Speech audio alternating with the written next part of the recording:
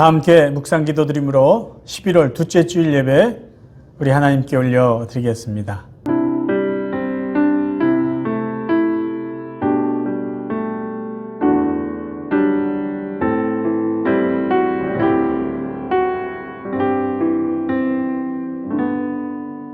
내가 여호와를 기다리고 기다렸더니 귀를 기울이사 나의 부르짖음을 들으셨도다. 나를 기가 막힐 웅덩이와 수렁에서 끌어올리시고 내 발을 반석 위에 두사 내 걸음을 견고하게 하셨도다. 새 노래 곧 우리 하나님께 올릴 찬송을 내 입에 두셨으니 많은 사람이 보고 두려워하여 여호와를 의지하리로다. 여호와를 의지하고 교만한 자와 거짓에 치우치는 자를 돌아보지 아니하는 자는 복이 있도다. 아멘. 하나님 우리 아버지, 오늘도 예배 자리에 저희들을 불러주심을 감사합니다. 오늘도 사랑하는 성도들의 예배를 기쁘게 받아주시고 오늘도 성령 하나님, 하나님의 귀한 백성들을, 그들의 영혼을 축복하여 주옵소서. 예수 그리스도 이름으로 기도하옵나이다. 아멘.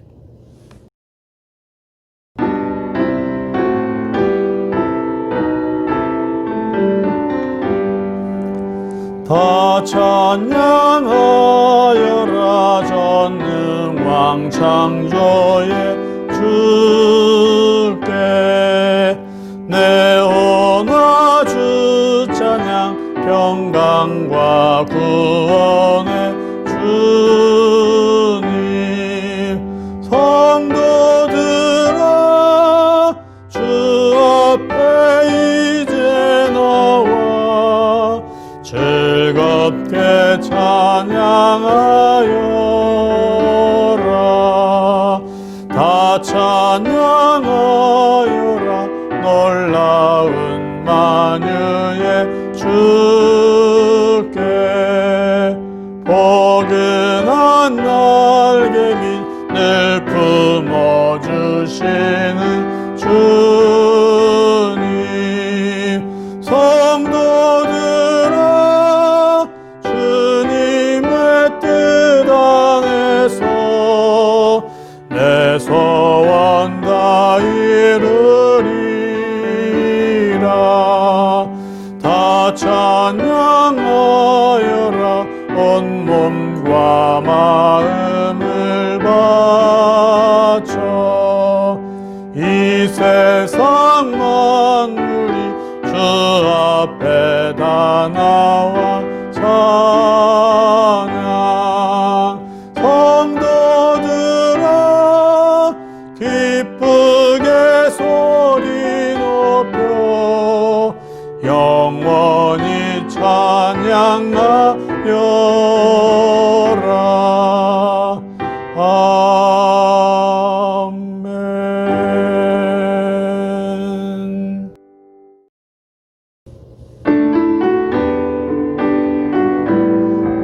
내 평생 사는 동안 내 평생 사는 동안 주 찬양하리. 여호와 하나님 내 주를 찬양하리.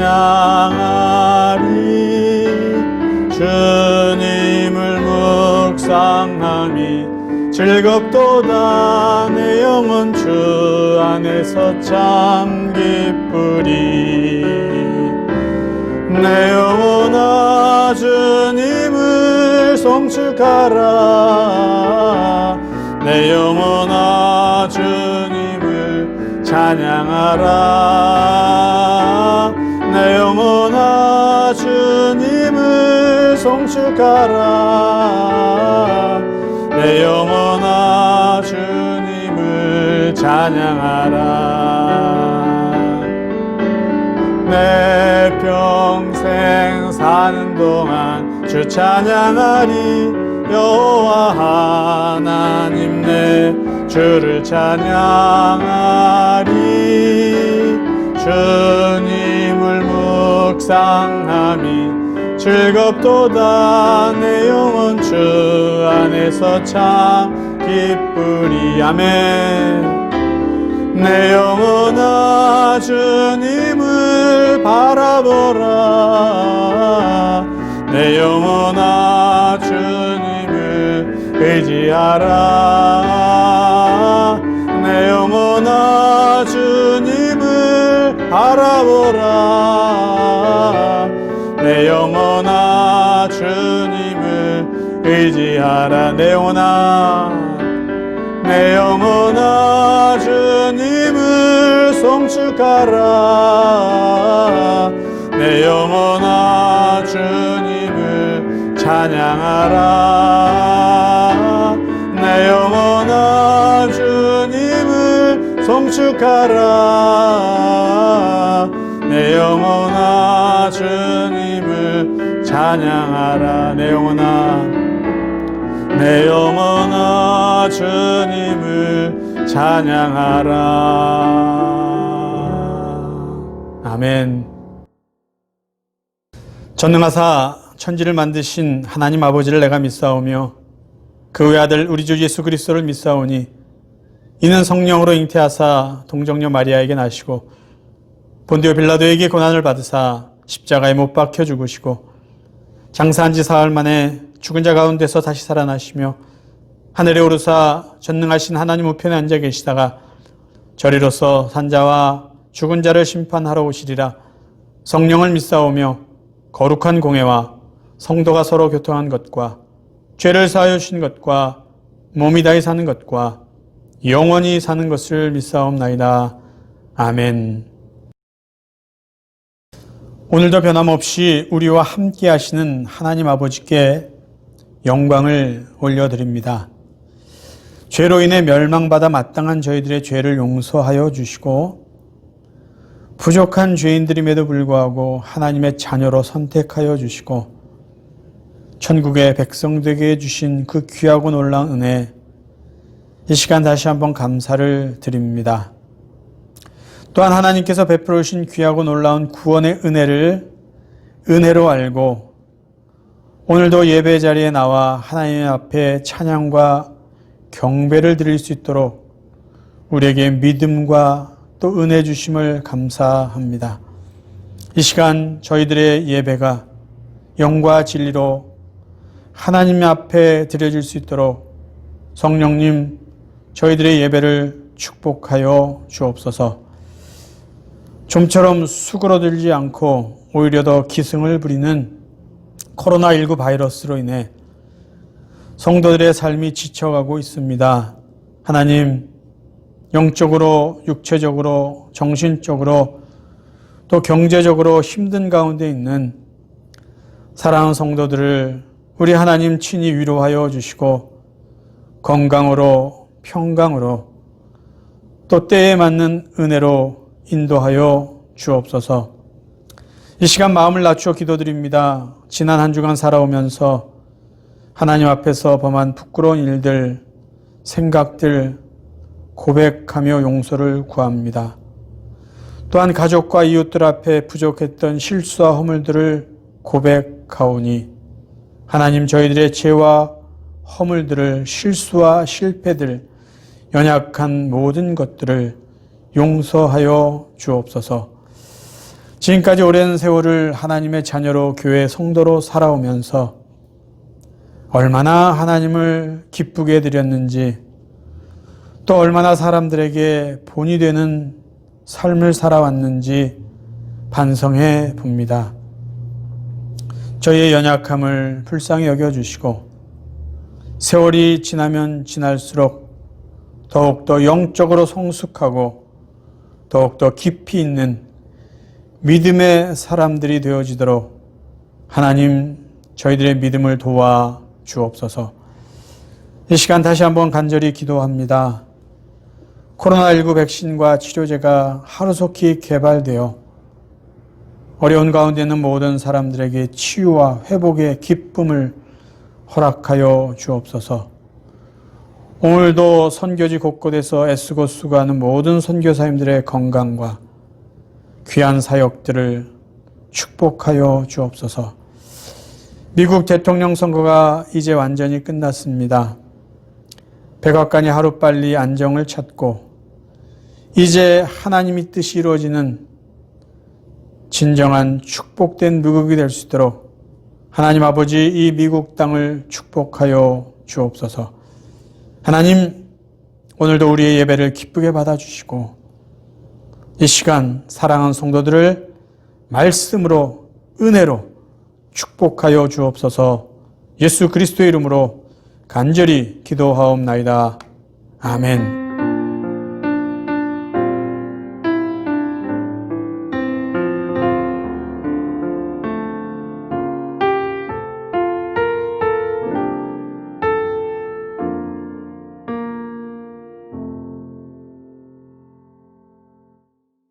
교회 소식을 나눕니다. 추수감사주일 예배에 대해서 계속해서 안내 말씀드립니다. 11월 22일 저희들 드라이브인 예배로 함께 드리려고 합니다. 그때 저희들이 성찬 예식을 하려고 합니다. 가능한 우리 모든 성도님들 참석하셔서 추수감사주일 또 하나님 앞에 영광 돌리고 또 서로 사랑을 나누는 그런 추수감사주일이 되기를 바랍니다. 오늘은 선교주일로 지킵니다. 성도님들 늘 말씀드리지만 저희는 보내는 선교사입니다. 계속해서 우리 선교사님들 위해서 기도해 주시고 또 보내는 선교사의 사명 우리가 성실하게 잘 감당할 수 있기를 바랍니다. 전국보 선교사님 선교 소식과 기도 제목 또 활동 사진들을 보냈습니다. 여러분 카톡에 제가 올려드렸습니다. 잘 보시고 또 계속해서 전국보 선교사님, 김용월 선교사님의 사역을 위해 기도해 줄 수 있기를 바랍니다. 중보기도와 시편 말씀 쓰기 계속 여러분 한마음으로 힘써 주시기 바랍니다. 다른 중보기도의 제목들 주보에 잘 기록해 놓았습니다. 매일 저녁 8시에 함께 기도할 수 있기를 부탁드립니다. 오늘 함께 나누실 하나의 말씀은 마가복음 2장 18절에서 22절까지입니다. 저희들 한 목소리로 함께 봉독하시겠습니다. 요한의 제자들과 바리새인들이 금식하고 있는지라 사람들이 예수께 와서 말하되 요한의 제자들과 바리새인의 제자들은 금식하는데 어찌하여 당신의 제자들은 금식하지 아니하나이까? 예수께서 그들에게 이르시되 혼인집 손님들이 신랑과 함께 있을 때에 금식할 수 있느냐? 신랑과 함께 있을 동안에는 금식할 수 없느니라. 그러나 신랑을 빼앗길 날이 이르리니 그날에는 금식할 것이니라. 생배 조각을 낡은 옷에 붙이는 자가 없나니 만일 그렇게 하면 기운 새 것이 낡은 그것을 당기어 헤어짐이 더하게 되느니라. 새 포도주를 낡은 가죽 부대에 넣는 자가 없나니 만일 그렇게 하면 새 포도주가 부대를 터뜨려 포도주와 부대를 버리게 되리라. 오직 새 포도주는 새 부대에 넣느니라 하시니라. 아멘. 오늘은 새 포도주는 새 부대에 담아야 된다라는 예수의 말씀을 복음의 관대함과 복음이 주는 자유함이라는 두 가지 주제로 함께 살펴보려고 합니다. 오늘은 지난 주일에 우리가 살펴봤던 바리새인들의 질문을 다시 생각해 볼 필요가 있습니다. 왜냐하면 오늘 저희들이 읽은 마가복음 2장과 같은 내용을 기록하고 있는 마태복음 9장 9절에서 14절에 보면은 예수님께서 새 포도주는 새 부대에 담아야 된다라는 이 말씀을 하신 배경에는 지난주에 우리가 살펴보았던 바리새인들의 질문이 그 배경이 되기 때문입니다. 자, 마태복음에 기록된 관점으로 보면 예수님께서 세리 마태를 제자로 부르시고 세리들, 마태의 친구였겠죠. 세리들과 죄인들이 함께 식사를 하고 계신 동안 두 가지 질문을 받게 됩니다. 첫 번째 질문은 바리새인들이 예수님께 했던 질문이고요. 두 번째 질문은 마가복음에 보면은 사람들이라고 되어 있고요. 마태복음에 보면 세례 요한의 제자들이 예수님께 한 질문입니다. 그러니까 예수님은 이 두 질문을 받고 그 질문에 대한 결론을 새 포도주는 새 부대에 담아야 된다라고 말씀하신 거예요. 그러면 두 가지 질문이 무엇인지 다시 한번 정리해 볼게요. 첫 번째 질문은 바리새인들이 예수님의 제자들에게 한 질문입니다. 마태복음으로 한번 읽어볼게요. 마태복음 9장 11절입니다. 바리새인들이 보고 그 제자들에게 이르되 어찌하여 너희 선생은 세리와 죄인들과 함께 잡수시느냐? 이 질문은요, 사람과의 관계에 대한 질문이에요. 지난주에 저희들이 자세히 살펴봐서 알듯이 바리새인들은 예수님께서 들으시라라는 식으로 제자들에게 질문을 합니다.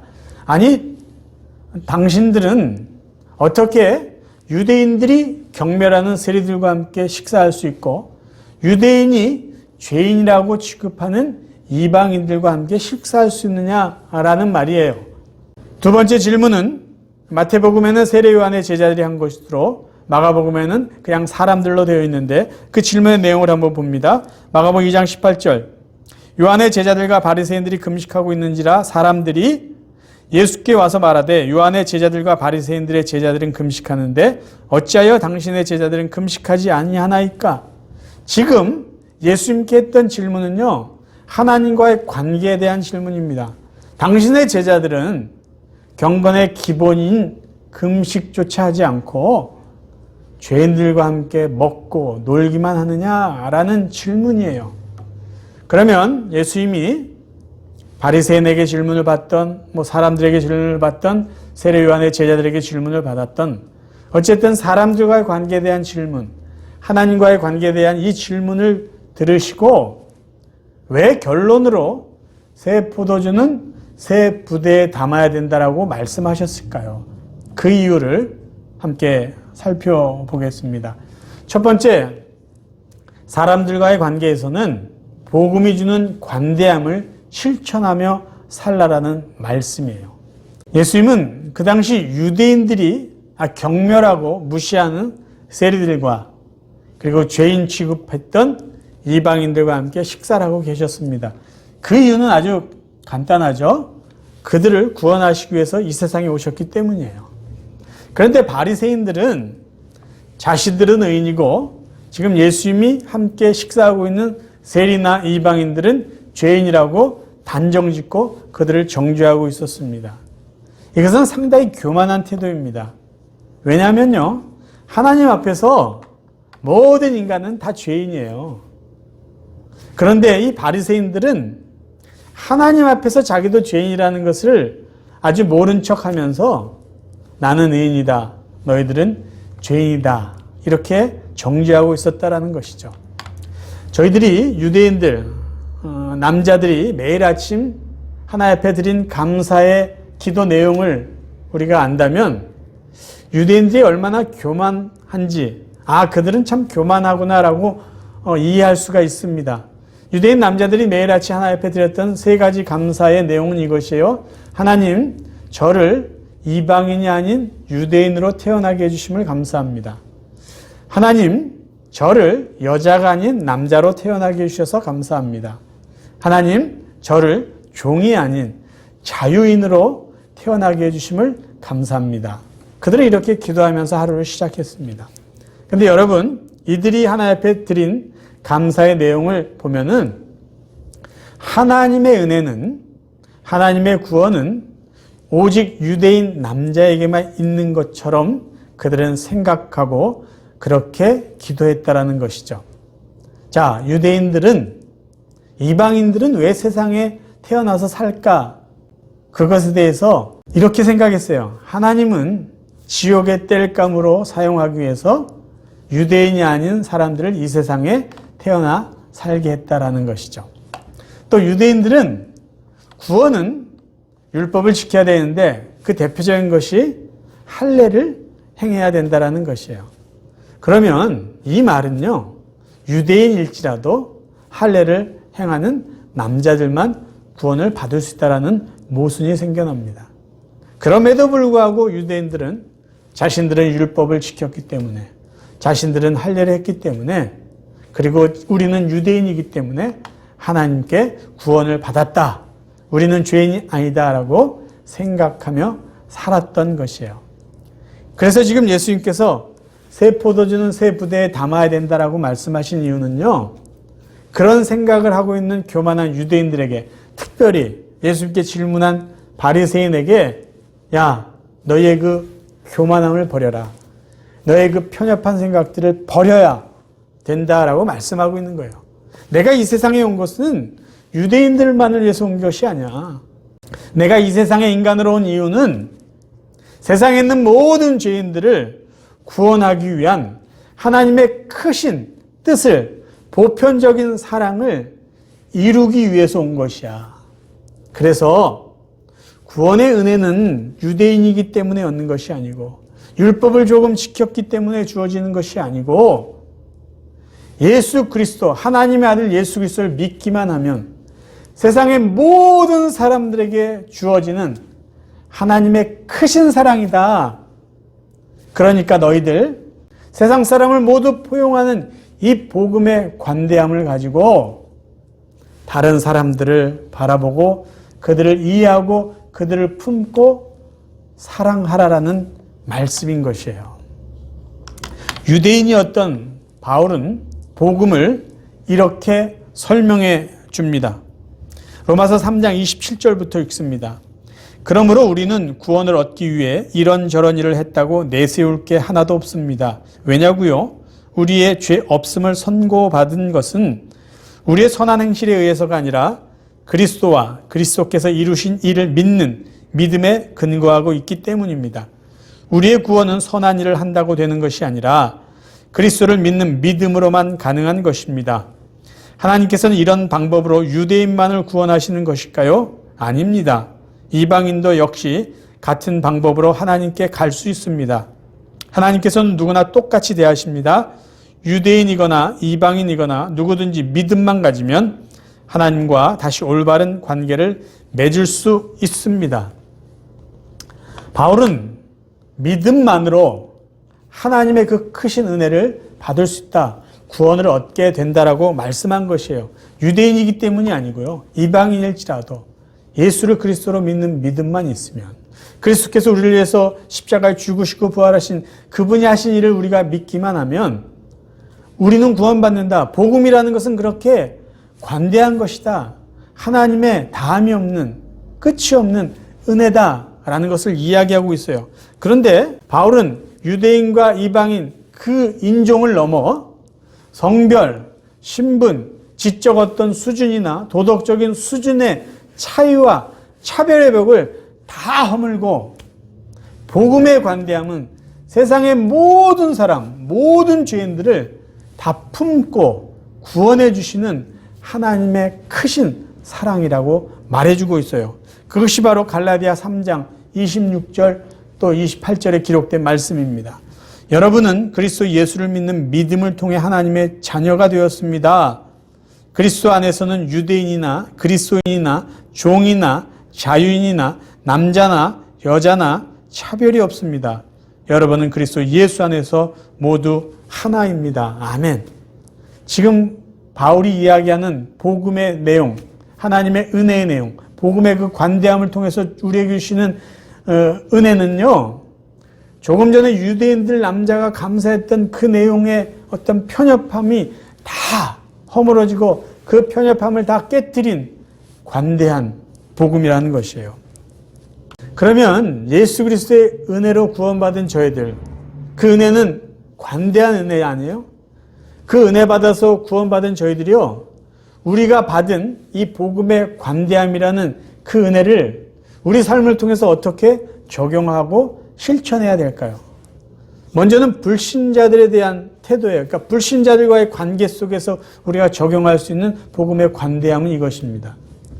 하나님은 지금 구원받지 못한 그 불신자들조차도 사랑하고 계세요. 그들의 영혼을 사랑하세요. 그들이 구원받기를 기다리고 계세요.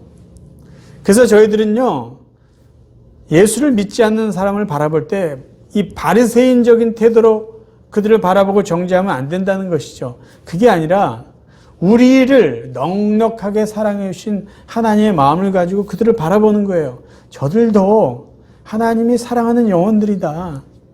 그리고 하나님은 저들이 구원받기 위해서 우리에게 복음 증거와 사랑을 전한 책임을 맡기셨다는 것을 기억하고요. 그분들을 복음의 관대한 그 마음으로 관점을 가지고 바라보고 계속해서 그리스도의 사랑과 복음을 전해야 된다는 것이에요.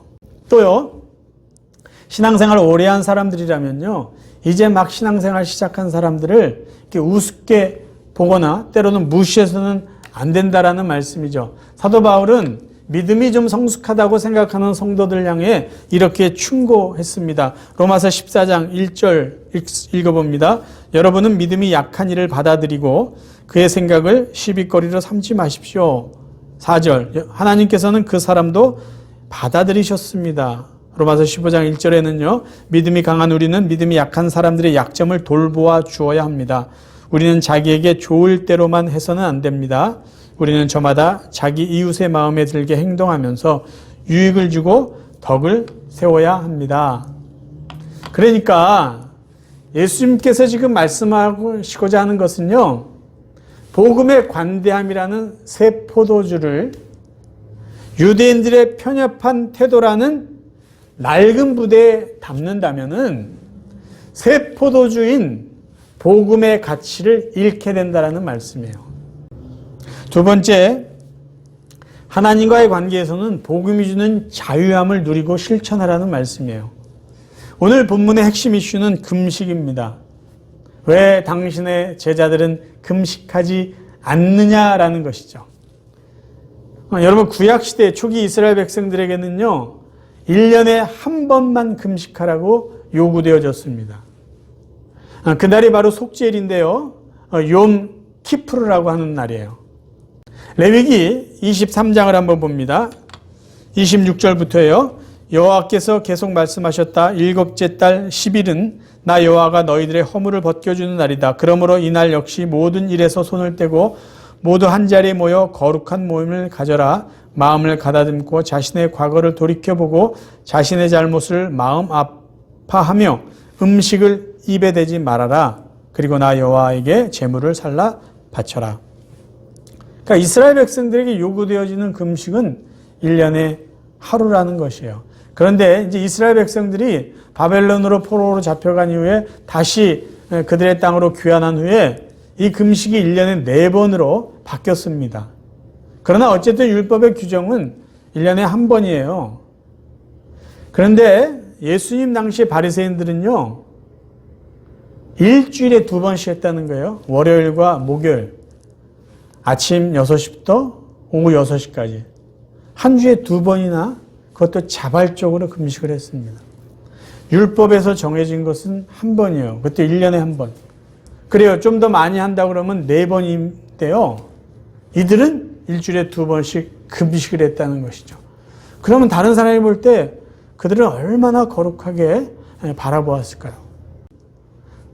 또한 세례 요한의 제자들 역시 규칙적으로 금식을 하면서 금욕적인 생활을 했던 사람들이에요. 그리고 특별히 지금 세례 요한의 제자들이 금식하는 이유는요. 자기의 스승인 세례 요한이 감옥에 잡혀 있습니다. 그래서 더 열심히 금식하면서 기도할 수밖에 없었던 상황이었습니다. 어쨌든 바리새인들과 또 그의 무리들 그리고 세례 요한의 제자들은 금식을 하면서 자신들의 경건을 드러냈습니다. 그리고 자신들처럼 금식하지 않는 사람들을 향해 저들은 불경건한 사람이라고 정죄까지 했던 것입니다. 그래서 지금 세례 요한의 제자들이 예수님께 와서 이렇게 질문해요. 왜 당신의 제자들은 금식하지 않느냐라는 것이죠. 이 질문은요. 왜 금식하지 않는지를 물어보는 게 아니라 왜 금식을 하지 않느냐라고 시비를 거는 것이에요. 당신들 유대인 아닙니까? 당신들 하나님 나라에 대한 이야기를 하지 않습니까? 당신은 하나님 아들이라고까지 이야기하지 않습니까? 그런데 금식은 기본인데 아니 금식도 하지 않고 그것도 죄인들이랑 먹고 놀기만 한다면 도대체 당신은 유대인입니까? 도대체 당신은 하나님의 나라의 이야기를 하는 진정한 메시아입니까? 라는 것이에요. 이에 대해서 예수님은 이렇게 대답합니다. 2장 19절입니다. 예수께서 그들에게 이르시되 혼인집 손님들이 신랑과 함께 있을 때 금식할 수 있느냐? 신랑과 함께 있을 동안에는 금식할 수 없느니라. 그러나 신랑을 빼앗길 날이 이르리니 그날에는 금식할 것이니라. 이 19절 말씀은요. 그 시대에 혼인잔치는요. 일주일 정도 하는 아주 큰 잔치였어요. 근데 어떤 사람들이 금식을 해야 되는 그때에 혼인잔치에 초대를 받았다면은 일주일 정도 하는 잔치니까 그 잔치에 참여하는 사람들에게는 금식을 해야 되는 의무를 면제해 주었습니다. 그러니까 만약에 너희가 혼인잔치에 참여한다 그러면 그때는 금식할 수 없지 않냐라는 말씀이에요. 그리고 20절 말씀은요, 예수님 자신이 이제 십자가에 못 박혀 죽을 것을 살짝 이야기하신 거죠. 천국 혼인잔치의 주인공인 예수 그리스도께서 앞으로 죽게 될 텐데 그때가 바로 너희들이 금식할 때다라는 의미로 말씀하신 것입니다. 그러면서 예수님은 그들의 질문을 이렇게 끝맺습니다. 생배 조각을 낡은 옷에 붙이지 않듯이 새 포도주를 낡은 부대에 담지 말라라는 것이에요. 이 말은요, 복음이 주는 참된 자유를, 이 자유는 무엇일까요? 복음은 그 누구도 정죄하지 않습니다. 복음은 우리에게 참 자유를 주세요. 이 복음이 주는 자유함을 너희들의 전통과 율법의 틀에 가두지 말라는 것이에요. 그렇게 될 경우에는 복음의 가치도 율법의 의미도 손상이 된다라는 말씀입니다. 예수님 당시 중동 지방에서는 병을 구하기가 어려웠습니다. 그래서 포도주를 보관하거나 운반할 때는 가죽으로 만든 부대를 사용합니다. 그런데 가죽 부대를 오래 사용하면 낡아가지고 탄력이 줄어들게 됩니다. 그리고 그것이 단단해져요. 그래서 낡은 가죽 부대에 새 포도주를 넣으면 이 포도주가 발효되면서 가스를 발산할 때 낡은 그 부대가 이 가스의 압력을 이기지 못해서 터져버리게 되는 경우가 있다는 것이죠. 그러니까 그 정도는 그 당시 성인들이라면 그냥 상식적으로 아는 이야기입니다. 그러면 예수님은 금식에 대해서 어떻게 생각하셨을까요? 또 제자들에게 어떻게 가르치셨을까요? 유대인들에게 있어서 경건의 3대 요소는 기도와 구제와 금식이었습니다. 예수님은 이 내용들을 제자들에게 잘 가르치셨습니다. 그런데 예수님께서 금식에 대해서 가르치실 때는요, 금식하는 기간이나 때에 대해서 말씀하시기보다는요, 금식하는 사람의 자세와 태도에 대해서 말씀해 주셨습니다. 마태복음 6장을 한번 봅니다. 금식할 때에 너희는 외식하는 자들과 같이 슬픈 기색을 내지 말라. 저희는 금식하는 것을 사람에게 보이려고 얼굴을 흉하게 하느니라. 내가 진실로 너에게 이르노니 저희는 자기 상을 이미 받았느니라. 너는 금식할 때에 머리에 기름을 바르고 얼굴을 씻으라. 이는 금식하는 자로 사람에게 보이지 않고 오직 은밀한 중에 계신 내 아버지께 보이게 하려 함이라. 은밀한 중에 보시는 내 아버지께서 갚으시리라. 금식이라는 것은요, 아주 중요한 기도의 방법이고 경건의 훈련입니다. 왜냐하면요, 세상 것을 절제하고 하나님께만 집중할 수 있기 때문이에요. 그런데 바리새인들은 어떤 식으로 금식을 했냐면 하나님 앞에 집중하는 개인적인 기도가 아니라 사람들에게 보여주고 과시하기 위한 하나의 종교 행위였어요. 그리고 율법에서 금식하라고 했으니까 그저 형식적으로 지켰던 행사였습니다.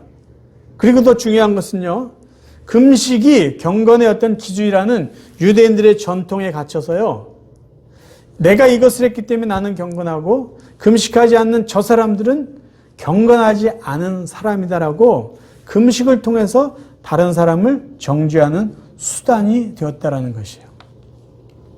하나님은 이사야 선지자를 통해서 정말 하나님이 기뻐하시는 금식이 무엇인지 대해서 말씀해 주셨습니다. 좀 긴 내용인데요. 제가 읽어드릴게요. 이사야 58장 3절부터입니다. 그들이 말하기를 우리가 금식을 했는데도 주께서 보지 않으셨습니다. 우리가 스스로를 괴롭히며 기도하였는데도 주께서 알아주지 않으셨습니다. 라고 한다. 그러나 여호와께서 말씀하신다. 너희가 금식하는 날에 너희는 마음에 드는 일만 했고 너희 일꾼들을 억눌렀다. 보아라, 금식하는 날에 다투고 싸우면서 못된 주먹이나 휘둘렀다. 그런 식으로 금식을 하면서 내가 너희 기도를 들어줄 거라고 생각하지 마라. 그런 금식은 내가 바라는 금식이 아니다. 사람이 그런 식으로 스스로 자기 몸을 괴롭히는 것을 나는 좋아하지 않는다. 내가 바라는 금식은 너희가 부당하게 가두어 놓은 사람을 풀어주고 그들의 사슬을 끊어주며 억눌림 당하는 사람들을 풀어주고 그들이 하는 고된 일을 쉽게 해주는 것이다. 너희 음식을 굶주린 사람에게 나누어주고 가난하고 집 없는 사람을 너희 집에 들이며 헐벗은 사람을 보면 그에게 너희 옷을 주고 기꺼이 너희 친척을 돕는 것이 내가 바라는 것이다. 그러면 너희 빛이 새벽 햇살처럼 빛날 것이며 너희 상처가 쉽게 나을 것이다. 너를 의롭다 하시는 분이 내 앞에 가시며 여호와의 영광이 뒤에서 너희를 지켜주실 것이라. 그때 너희가 여호와를 부르면 여호와께서 대답하실 것이다. 너희가 부르짖으면 여호와께서 내가 여기 있다고 말씀하실 것이다. 구약시대 이스라엘 백성들은요, 급한 일이 있을 때 금식을 하면서 스스로를 괴롭게 하면서 하나님 앞에 기도했습니다. 그런데 하나님이 그들의 기도를 들어주시지 않아요.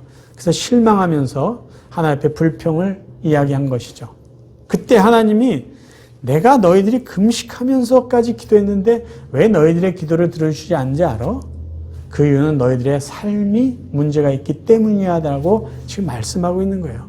너희는 금식한다고 하면서 다른 사람 힘들게 하고, 금식하면서 힘든 척하면서 너희들이 원하는 것, 너희들이 하고 싶은 것 다 하지 않았냐?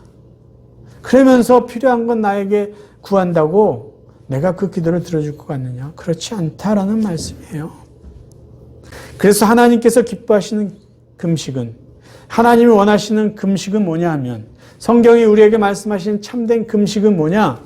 형식적인 종교 행위가 아니고 내 필요를 채우기 위해서 극단적으로 하는 수단이 아니고, 또 남에게 자신의 경건함을 보여주기 위한 과시하는 행동도 아니고, 자신의 경건함을 보여주면서 오히려 상대방의 불경건함을 정죄하고 판단하는 수단이 아니고, 참된 금식은, 바른 금식은 하나님께 집중하면서 일상생활 가운데 하나님이 기뻐하시는 일을 하는 것이요. 어려운 사람을 돕고요. 그리스도의 사랑을 나누고 하나님이 기뻐 받으실 만한 그러한 일을 하는 것. 그러면서 하나님 앞에 기도할 때 하나님은 그들의 기도를 기쁘게 응답해 주신다라는 말씀이에요. 그래서 올바른 금식, 바른 금식, 참된 금식, 하나님께서 받으시는 금식은 삶에 있다라는 것입니다. 신약 성경에 경건을 이렇게 정의해주고 있습니다. 야고보서 1장 26절입니다. 스스로 자신이 경건하다고 생각하면서 말을 함부로 하는 사람은 자신을 속이고 있는 것입니다. 그의 경건은 아무 가치도 없습니다. 하나님께서 받으시는 경건은 어려운 처지에 있는 고아와 과부를 돌보고 세상의 악에 물들지 않도록 자신을 잘 지키는 것입니다. 하나님께서는 이런 순수하고 깨끗한 신앙을 보십니다. 조금 경건한 척 하는 것이 경건이 아니에요. 기도 좀 했다, 금식 좀 했다, 그게 경건한 것이 아니다라는 것이죠. 경건은 우리 언어 생활에서 나타나는 것이고요.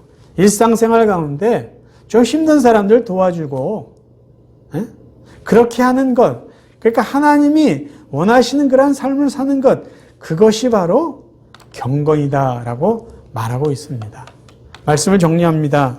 오늘 본문에서 예수님께서 말씀하신 핵심이 무엇일까요?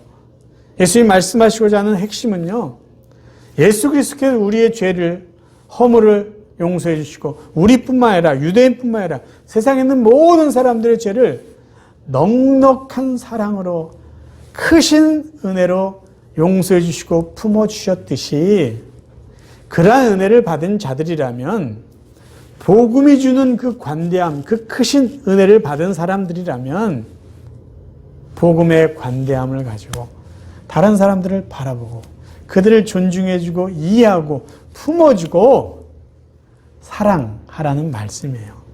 그리고 정말 올바른 금식은, 올바른 경건생활은 뭐 예배 좀 드렸다고, 주일날 교회 가서 예배 드렸다고, 또 한두 번 금식했다고, 한두 번 어디 기도원 가서 내가 밤새서 기도했다고, 그래서 경건해지는 것이 아니다라는 것이에요.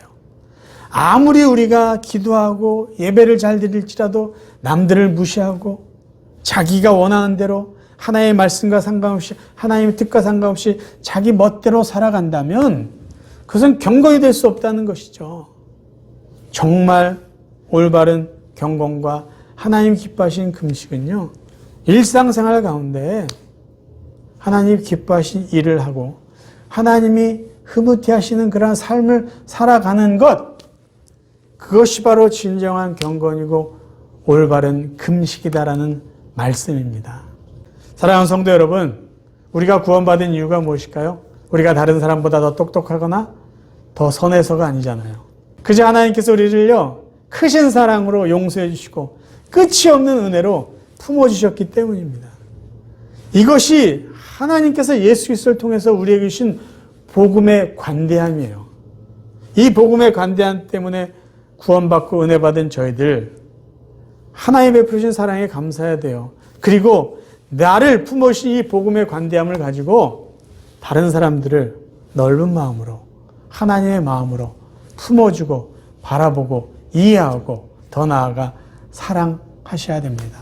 그리고 우리의 남은 삶을 통해서 하나님께서 기뻐하시는 그 일을 하면서 우리의 삶을 통해서 하나님을 기쁘시게 드리고 우리의 삶을 통해서 우리의 경건을 증명하면서 우리가 하나님 앞에 드리는 기도가 언제나 하나님께 응답받는 그런 복된 삶을 살아갈 수 있기를 주님의 이름으로 축원합니다. 기도하겠습니다. 하나님 우리 아버지, 끝이 없는 은혜, 아무 차별과 구별이 없는 그 복음의 넓으심으로 우리를 사랑해 주시고 구원해 주신 은혜를 다시 한번 감사합니다. 복음의 관대함, 또 복음이 주는 참 자유함을 가지고 이제 세상 사람들과 또 하나님 앞에서 바르게 살아가는 저희 모두가 되게 하여 주옵소서. 예수 그리스도 이름으로 간절히 기도하옵나이다. 아멘.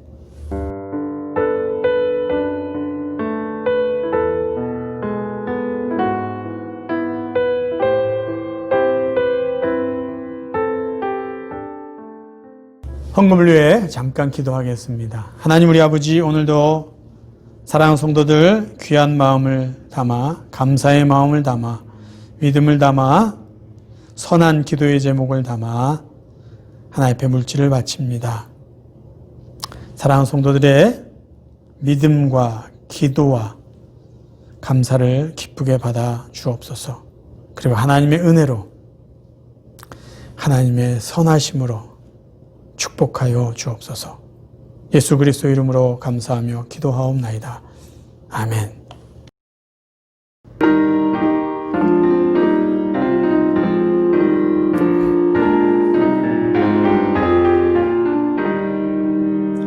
주 사랑 안에 살면 두려움 없으며 그 사랑 변함없어 늘 마음 편하다. 저 폭풍 몰아쳐서 내 마음 떨려도 주 나의 곁에 계셔 겁낼 것 없어라. 주 나의 목자시니 부족함 없으며 주 인도하는 대로 늘 따라가리라. 그 지혜 나를 깨쳐 내 앞길 밝히니 나 주의 길을 따라 주 함께 살리라. 저 넓고 푸른 들판 내 앞에 열리고 그 검은 구름 거쳐 새 하늘 보인다. 끝없는 나의 소망 저 환한 생명길 참 보배 되신 주님 늘 함께 하소서. 아멘.